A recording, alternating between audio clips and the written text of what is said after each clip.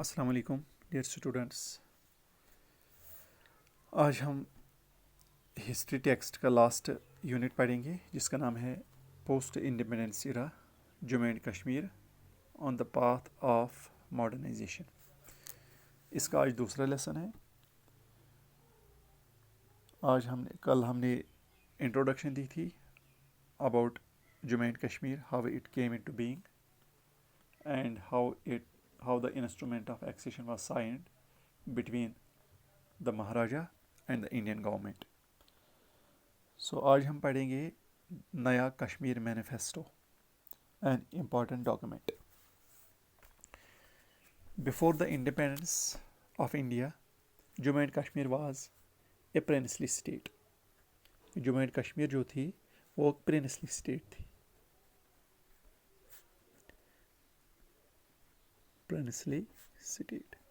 Princely state क्या होती थी?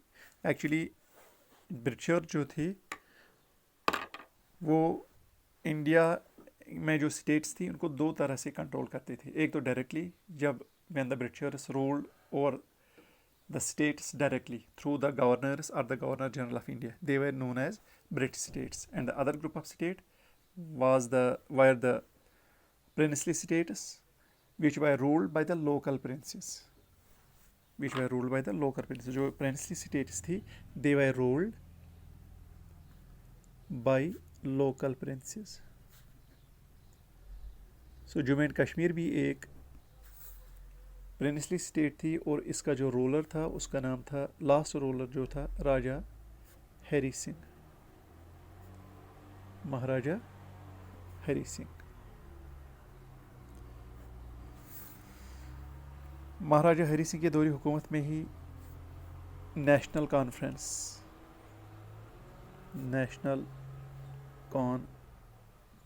की बुनियाद डाली गई। और ये जो नेशनल कॉन्फ्रेंस थी, it was the most popular political party of Jammu and Kashmir. It was the most popular political party of J&K। National conference ने 1944 में 29 of September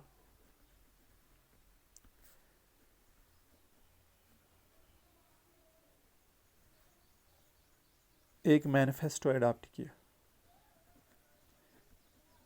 adopted a manifesto जिसका नाम रखा गया नया कश्मीर मैनिफेस्टो। नया Kashmir manifesto. So in 1944, on 29th of September, National Conference, which was the most popular political party of the state, adopted the Naya Kashmir Manifesto in a meeting of political activists of the party. In a meeting of political activists.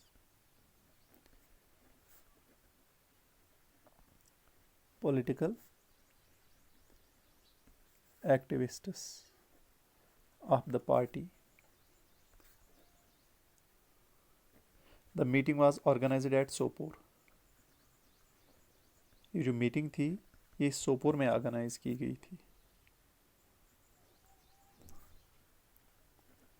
Organised at Sopore. कहाँ पे? सोपोर में ये organise की थी। और ये जो नया कश्मीर मैनिफेस्टो था, इट वाज ड्राफ्टेड बाय,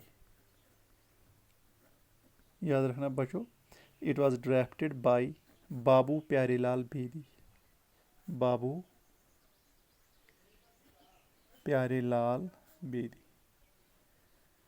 जिसको हम BPL बेदी के नाम से भी जानते हैं। सो ये जो नया कश्मीर मैनिफेस्टो था, it was drafted by BPL Bedi.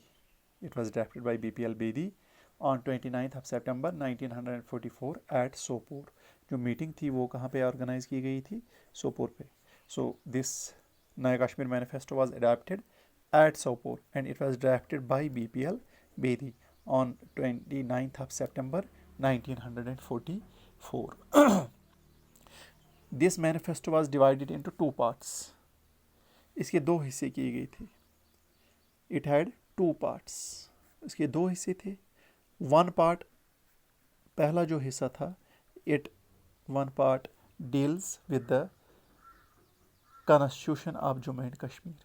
जो पहला हिस्सा था वो किसके साथ डील करता था? With the constitution of the state. First part was dealing with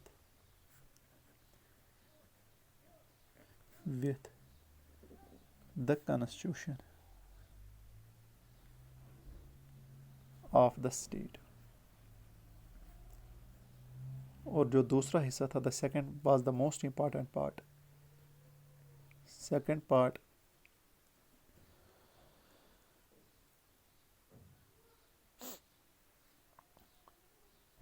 with a national economic plan. National, it was the most important part. National economic plan. So इसके 2 हिस्से किए गए थे. First was the first part was dealing with the constitution of the state, and the second with the national economic plan. National economic plan. इसके अलावा it further envisaged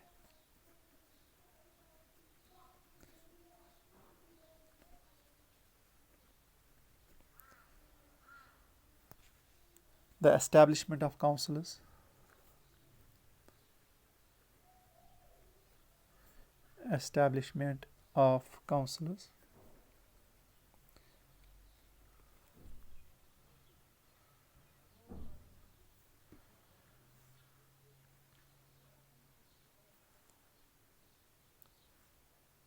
for national education.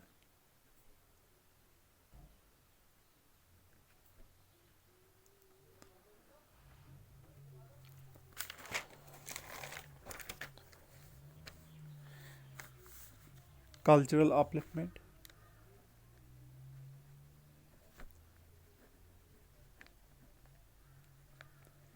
Women's rights.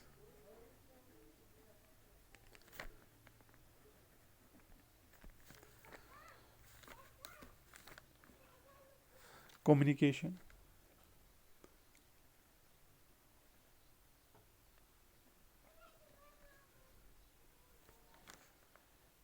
And health.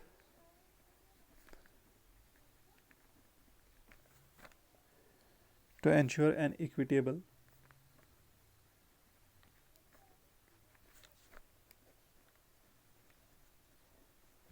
development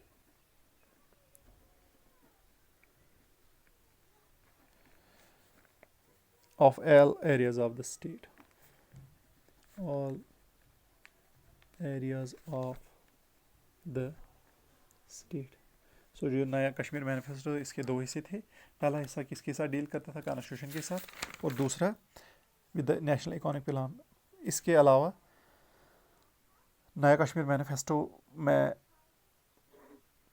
जो councils थे उनकी establishment के बारे में भी लिखा गया था कि that the councils for the national education, cultural upliftment, women's rights, communication and health will be established for the equitable development of the all areas of the state. ताकि जो स्टेट है उसके जो सभी एरिया है उसमें एक यकसानियत आ जाए. उनकी जो डेवलपमेंट थी, जो उनकी प्रोग्रेस थी, उसमें इक्विटेबल डेवलपमेंट हो जाए. जो सबसे ज़्यादा अहम हिस्सा जो था वो था national economic plan. National economic plan. नया कश्मीर मैनिफेस्टो का जो सबसे अहम हिस्सा था वो नेशनल इकोनॉमिक प्लान था. और ये जो नेशनल इकोनॉमिक प्लान था, it was having heavily A socialist tune. Had a socialist tune. Socialism हमने पहले ही पढ़ा है. Socialist tune means that it is the form of government in which state protects the economic and the social well-being of its citizens. Or in other words, we can say that the all means of production are owned by the state, and the state shares the profits with its citizens equally. It shares its profits equally with the citizens. जो national economic plan था, it advocated socialization of all instruments of production. Socialization of all means of production. So state में जो भी income generating asset था उसकी जो ownership थी वो स्टेट अपने तहवील में लेना चाहती थी. दूसरा क्या था? The reorganisation of property relationships. Reorganisation of property relationships.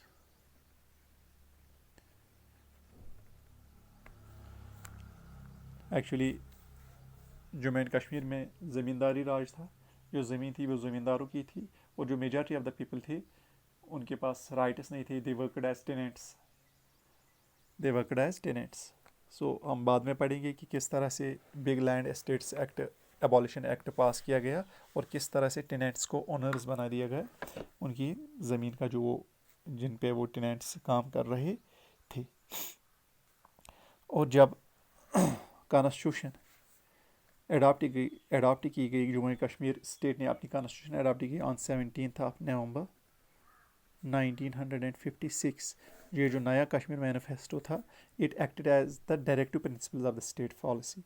नया Kashmir manifesto acted as the directive principles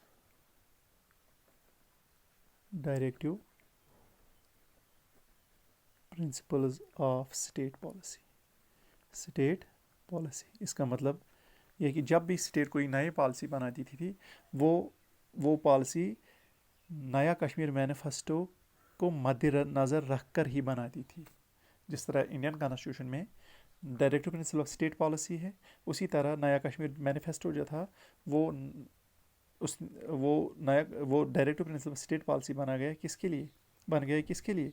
for the constitution of the Jammu and Kashmir state. So it was all today. कल हम अपना दूसरा लेसन पढ़ाएंगे, तीसरा lesson, that is end of Dogra rule and the establishment of the new government.